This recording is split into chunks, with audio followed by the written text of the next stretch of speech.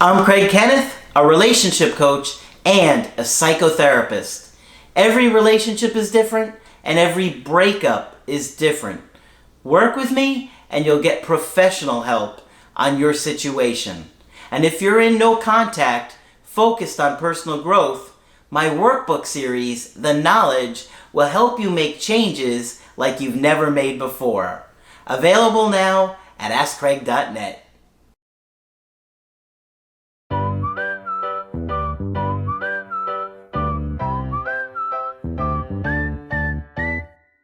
Hi there, I'm Coach Craig Kenneth. And I'm Coach Victoria. And in today's video, we're going to be talking to you about why space is so important in relationships. You know, I remember the first time it kind of hit me that people want different amounts of space and closeness in relationships.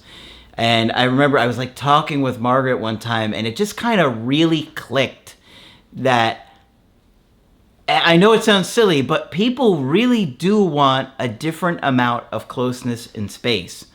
And you have to be empathetic towards the other person.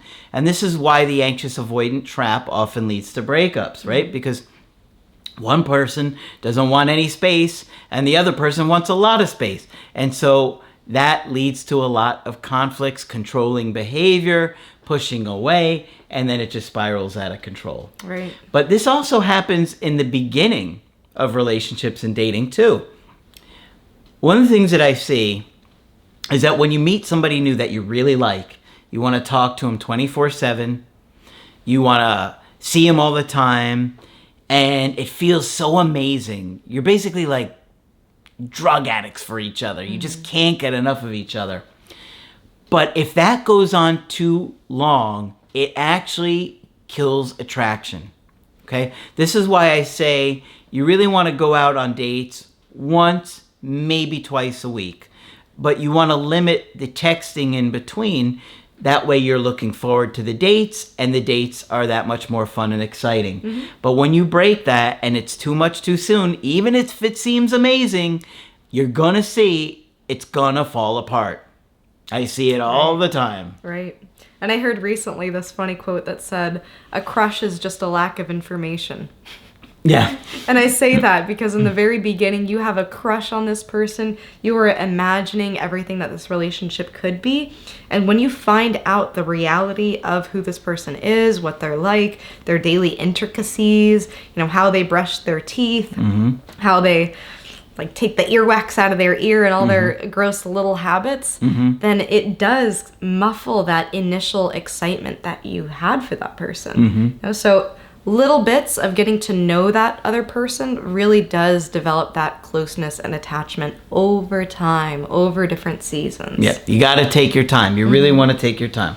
So this guy is in his mid-40s and he's dating a woman in her late 30s, and they dated for a couple of months. Now, what he said is now over the course of 2 months, they went on 25 to 30 dates. Wow. And he said many lasting an entire day with sleepovers. Wow. So think about that. Let's say there was 30 dates in 2 months. That's almost every other day, and you're talking about sleepovers. I know in the beginning it feels so exciting, but I'm telling you, if you go this route, even with somebody and the chemistry is through the roof, it's likely going to fall apart because it's too much too soon. Right. And I'm also thinking about their ages. I know normally in that age range, people are feeling like, I am ready. I have waited. I have had my experiences with certain relationships. I am ready to go. Let's do this. And that type of energy is great in a relationship because there is that preparedness. But at the same time, it can be too much too soon. You can start to lose sight of, am I overwhelming this person? Am I overwhelming myself because you are so ready? And one of the things that's interesting too is that sometimes the other person is the one that's initiating it and wanting to see you that much, and you're kind of going along with their speed, and then they wind up freaking themselves out. Yeah. And that's even more confusing. Yeah. But that happens all the time too. That is true. But there's more to this story. You're going to see that led to some problems here, okay? He said, "We honestly never had a single moment of negativity between us. Her previous relationship lasted over 10 years with an emotionally abusive person who treated her poorly, did not pay her attention for years, and led a double life with another woman." Okay, so obviously, 10-year relationship, I said she's in her late 30s. Think about it. Most of her life has been with a guy who treated her poorly, neglected her, cheated on her, had a double life. But wait, there's more. Okay. Leaving him took her a ton of strength, and she built herself back up over the course of 10 months before meeting me. So there we have it. She got out of a 10-year relationship only 10 months before meeting him. It's not long enough. I know you guys don't understand, but I've been doing this a long time. I'm telling you, coming out of a 10-year relationship, it's going to take more than 10 months to really heal. I mean, it sounds abusive and toxic, and, I think she needed like another 8 months of being single. So it's a year and a half out of a 10-year relationship before she's really looking for something meaningful. She's just not ready. Okay, I know it's hard. I've been in that situation where somebody was coming out of a marriage and they didn't have enough time in between it before us dating, so they weren't ready for something long-term again. But they just needed more time here. And it's going to come out. You're going to see what happens. And the kicker is, too, just as you were saying, sometimes they do feel like they are ready. And sometimes they do want that relationship, and that's what they're telling you. I do want a meaningful relationship. I have grown so much in these past 10 months. Yep. And this relationship being abusive, him leading a double life, the cheating, the betrayal, the hurt that comes along with that, could very possibly be traumatic, meaning that it is affecting her long after the event has ended. Oh, yeah. And so that's what I want you to realize is, sure, she might have been able to go back to her normal functioning. Maybe she's, eating normal again, sleeping normal again, able to go to work, able to spend time with her friends, and she's feeling, wow, okay, I think I can let someone else into my life. She is going to be re-triggered by being in a relationship again and experiencing all of those lovey-dovey feelings, all of what comes with a relationship that she wouldn't be when she's single. And so I just want you to realize that coming out of a abusive relationship like that and into another one will be triggering for many people, in fact, most people. Yep. So he goes on to say, through exercise and a supportive network of girlfriends, meaning helping her to get past that 10-year relationship. She has a strained relationship with her father, who did not treat her mother well. I do not get the impressions that most of the guys in her life treated her well before me. We were introduced in May by a long-term mutual friend who thought we would be perfect for each other. We texted a bit before I set a date up a few days later. Our initial plan for one drink ended up in an amazing night. We shut the bar down, set our second date up, and kissed goodnight. So that's another thing that I would not do, is you don't want to set dates on a date. It looks a little too eager. Okay?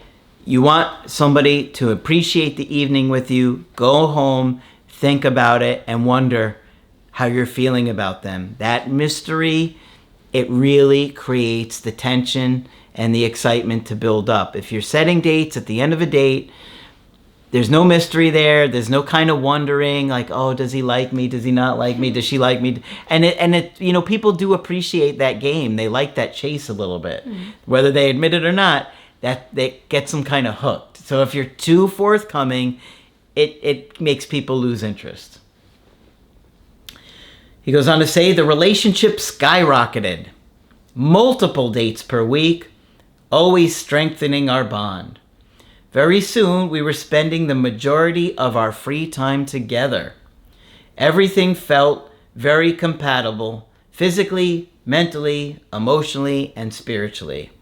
I had zero anxiety about the relationship at any point, and it felt it was pretty equal in passion and pursuit. Well, why would you feel anxious about a woman that's seeing you every day? Yeah. There's nothing to be anxious about. Yeah. There was no time to feel any anxiety. That's separation anxiety. You're not separated.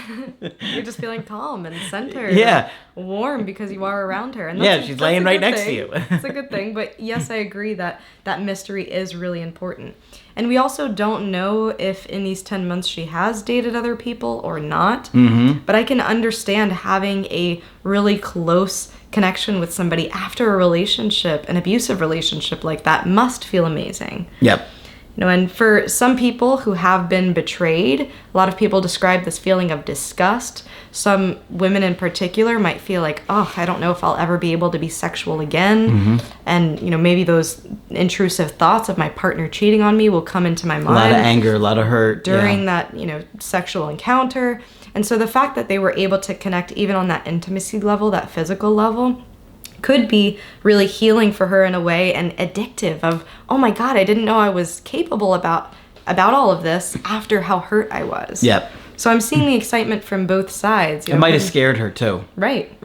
I'm seeing it from both sides where he's excited, he's found somebody who is consistent, and she's having this experience of something that feels really connected. However, I do agree with you that, there is still that experience behind her, and at some point, those things will start to come up. Yep.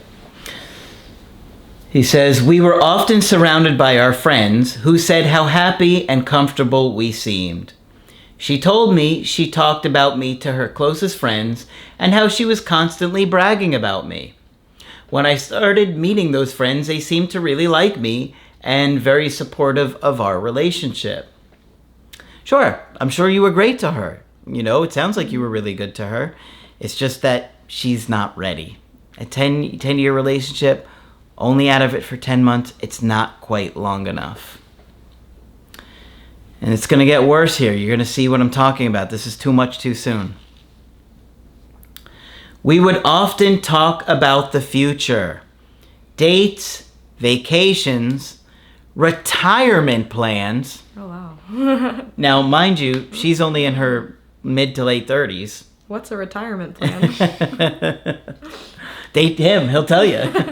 Go on 2 dates, he'll tell you his plan entire... it for me? Because if he plans it for me, then we're talking.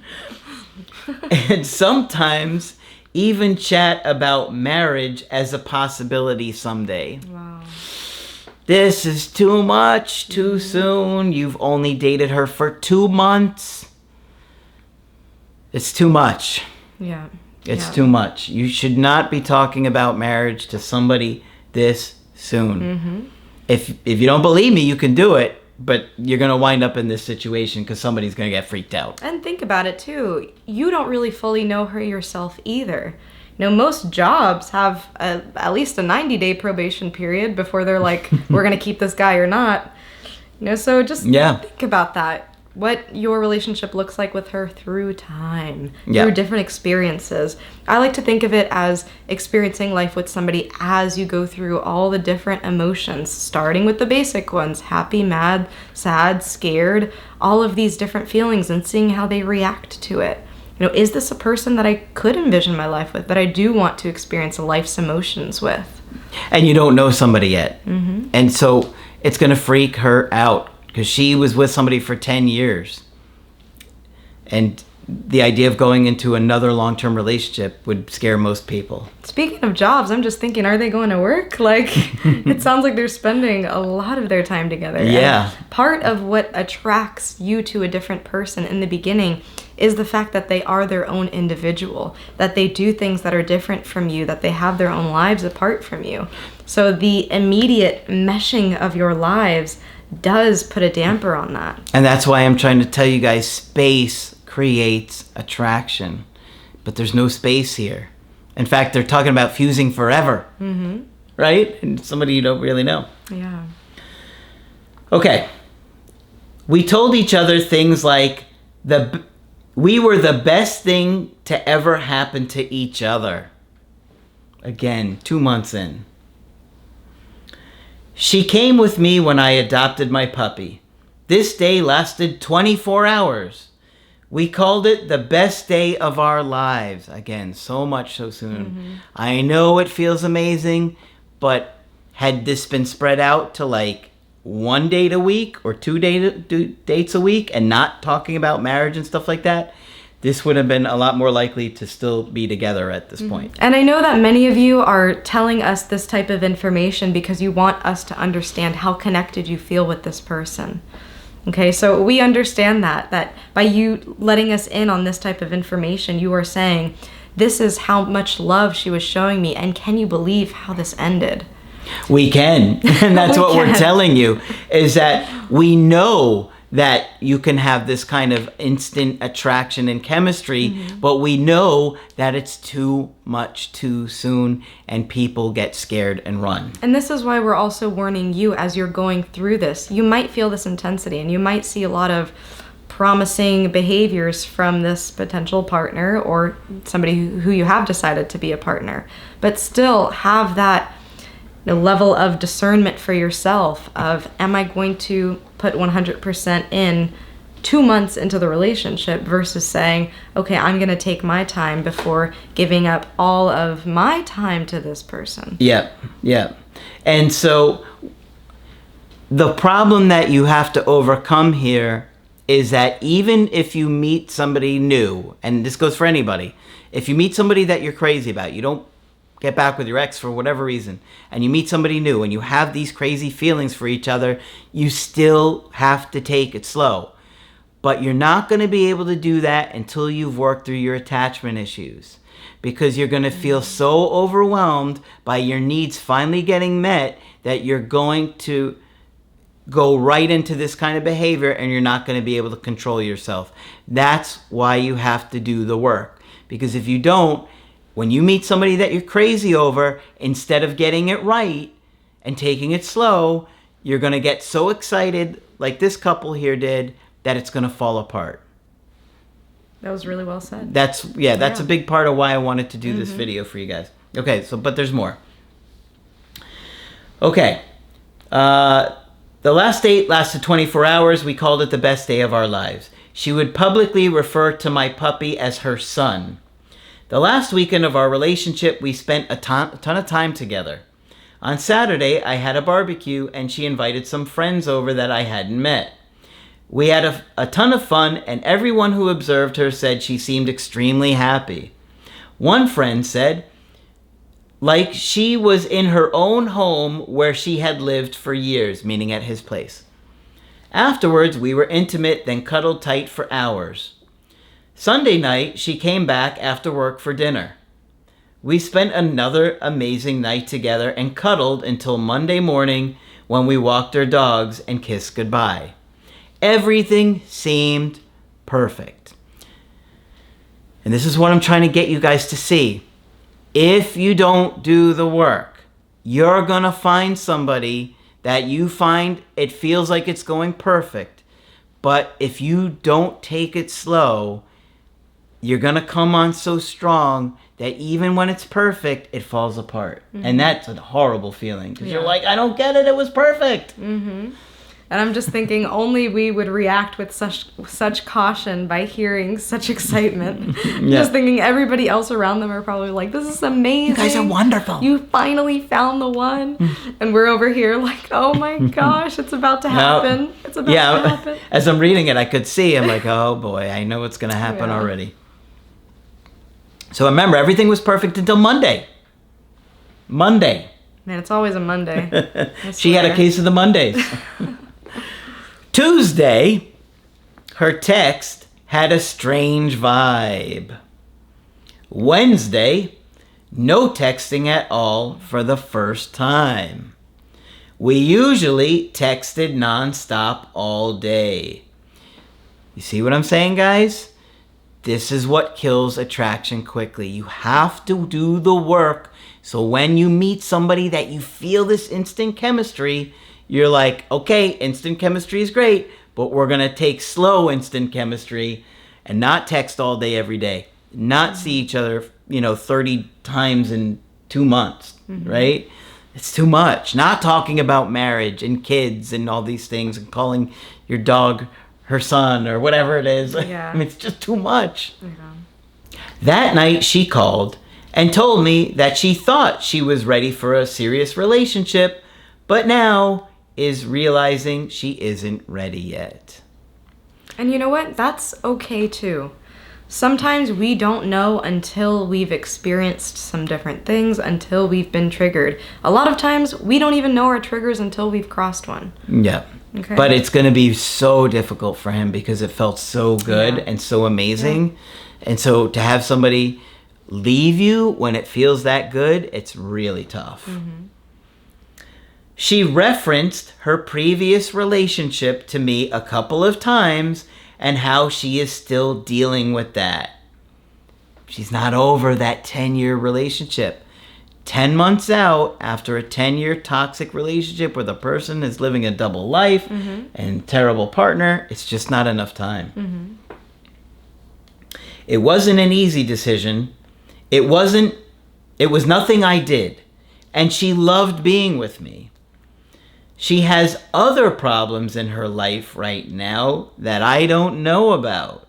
Don't know what that means. Kind of vague, a little interesting. Maybe she found out her ex is dating somebody new and that really upset her.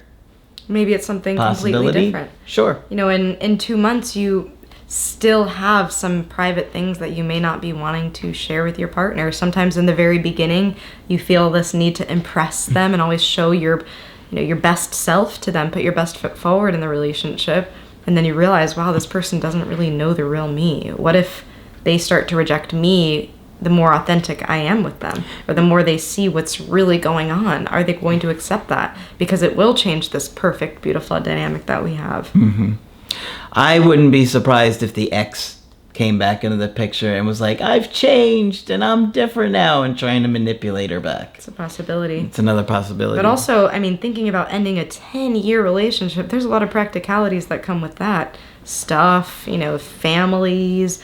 We don't know about kids or not having kids and all these different situations that are possibilities. It's not just a simple, clean cut most of the time. Sure. She didn't expect things to move so fast. She needs space and time to do her own thing right now and quote unquote figure out what she wants. And I think that's the healthy thing for her to do, because I don't think she's ready yet. Now, if you can show real strength here and leave her be, as she processes that other breakup and gets over it, maybe she could see you as somebody she could get back with. It sounds like things were really great between you and there was a strong connection. But she's got to get over that breakup and whatever those other issues are that we don't know about. Mm-hmm. All right, there's a little more here. She told our mutual friends that our relationship had killed her gym routine and she wasn't seeing her girlfriends at all anymore. So she was still in that independent stage where she wanted to be independent. She's going to the gym. She's seeing her friends. And that's normal after a breakup. Some people want to do that. And so now she's like, oh, I'm already getting into another serious relationship. It's too much. Well, and also thinking about lifestyle. When you do spend that much time with another person, like I said earlier, when do they work? You're thinking, do they have time for those things that keep up their own mental health? Those things that do matter to them and keep them going. So if she's not having time for the gym, it's possible she's not feeling so good about, how she feels in her body. Maybe she's feeling more sluggish. It can affect her energy. If they're spending nights together, all of these things do add up over time. And 2 months of these types of high chemicals in your body giving you all of that energy, at some point you're going to crash. Yep. It's a lot. Mm-hmm. Okay. He says, I was in shock. I did not cry or beg. I said, all the things I have said about how I feel about you, so I think you know how I will take this. But I'm not going to try and talk you out of it because that is pathetic and it never helps. But I respect your decision. Other than that, I am not sure what to say right now. Goodbye, Gertrude. And he hung up. Her name's not Gertrude. He called her Gertrude. No, I'm just kidding. All right. We have not spoken a word to each other since. Full no contact for 36 days. She watches all my Instagram stories, just me having fun with my friends, or cute pics of the dog. I have not looked at her Instagram, but I am told she's posting pics of her gym progress and hanging out with girlfriends. I have not stopped thinking about her. I love her and I want her back. Since the breakup, I'm working to improve myself in every way. I would like your opinion on my chances of her reaching out to mend things. Your thoughts on what I may have done wrong and any other insights that you might think are valuable. Also, if she does break her silence and reach out to me, what would be the best strategy? Okay, so I think she needs at least another 6 months of kind of just being single, living that lifestyle, just being alone, going out with her friends, going to the gym, and really having time to be her. She hasn't had that in a decade. And when she did, it was toxic and unhealthy. And so now she needs to kind of find herself again. She didn't expect things to get so serious with you so soon. She didn't expect it to feel so great to spend time with somebody new. And I think it scared her and overwhelmed her. So I would leave her be and let her do her own thing. When she's ready, she'll reach out. Okay? She knows what you want. And if she's looking for those same things, where she's looking for a relationship or that kind of connection she had with you, she'll reach out. I think. And it's going to take some time for her to acclimate to life after a relationship like that. You know, she's probably going to have trouble trusting other people, and all sorts of hurt and feelings of pain and betrayal are going to come up for her in a relationship, and that's normal. You know, I do applaud her for letting you know about where she is at the moment, and that's not something that we can really change or force her out of. No. It's just a process, just like any other process. Yep. So it is obviously really hurtful on your end because of how close this was and how suddenly distant it is. You know, I can imagine the roller coaster of emotions that you're going through, the feelings of loss that you're having, especially when the two of you have talked about the future and hopes and dreams. You know, you've lived that out in your mind, so you're attached to those ideas, and it's going to take time to kind of reel it back and get back to a place where you're accepting of where she is in the moment. Yeah. So I agree. I do think that no contact is the best route. You know, she's, I think, been very clear with you here towards the end. I think you were very respectful and honest about how it impacted you. And I think that's enough of what was said. I also do agree. She knows where you stand. She does know how you feel about her. And so stand confident in that, and also give her that time and space now. Yep. And work on your own attachment issues, because it was also unhealthy for you to get so excited about somebody you really don't know. That's indicative of attachment issues, that you're so excited about somebody finally meeting your needs that you're enmeshing with them too quickly. So you have the best strategy here is that even if the chemistry is strong again with her or anybody else, taking it slower, setting dates once, twice a week, but that's enough. Especially, you know, those first 3-4 months, you know, you gotta just ease into it, get to know each other. A little bit of texting, but really setting the dates up and getting to appreciate each other on the dates. Not talking about marriage or, you know, you're the best thing that ever happened to me. I've known you for 52 days now. It's the best 52 days ever. It's like, what? Yeah. It's too overwhelming, and it just puts too much pressure on somebody. And I will also say there is a way to prioritize yourself while dating. I think there is this misconception that when we do enter a relationship, we automatically have to prioritize our partner. They are number one. They supersede our health. They supersede our work. You know, we need to focus on them and give them 100%. realistically, you will not show up as your best self in a relationship if you are tired, if you are not doing those things that you need to do to care for yourself. So I also think part of the message here is making sure you are doing what you need to do to be okay. And I'll tell you, from my perspective, there is nothing more attractive than when somebody says, you know what, I really love our time together. I have to go to the gym real quick and make sure I get my routine down, and then let's hang out tonight. Let's go out for dinner or do something like that. Yep. I like to see the person that I'm with also focusing on their goals, being an independent person, and doing the things that they need to do to take care of themselves. Because ultimately, that's what attracted you in the first place. Yep. Okay, so don't lose sight of that with the excitement of dating and thinking about that. You know, if you do hear from her, if she does reach out, giving her that time and space, go enjoy time with your girlfriends. You know, oh, Yep. when are you going to CrossFit? You know, so encouraging her to be her own person too is what I would suggest. One last thing to consider or suggest is that if you start spending time with her again, just having a conversation with her saying, okay, I know things were really intense with us last time. You know, what makes you think that you'd be ready for something now?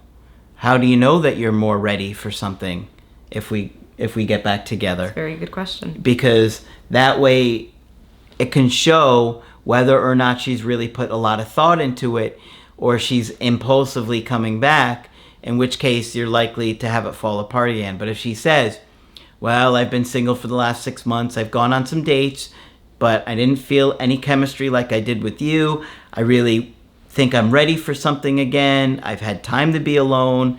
This is what I'm looking for. I want to see you again, but I want to take it slower this time. Any kind of insight or maturity or wisdom that she's gained, that she's showing you that she's gained since this initial split, that's a good sign that it could turn around. Mm-hmm. Yeah, I agree. And she does seem like a self-reflective enough person to let you know that she is not ready now. And so my hope is that with time, she will look back and say, okay, who did I have a really good connection with? I think all of us who have been through any type of a hard time in our lives can know that we don't show up the best as we possibly can when we're going through stuff.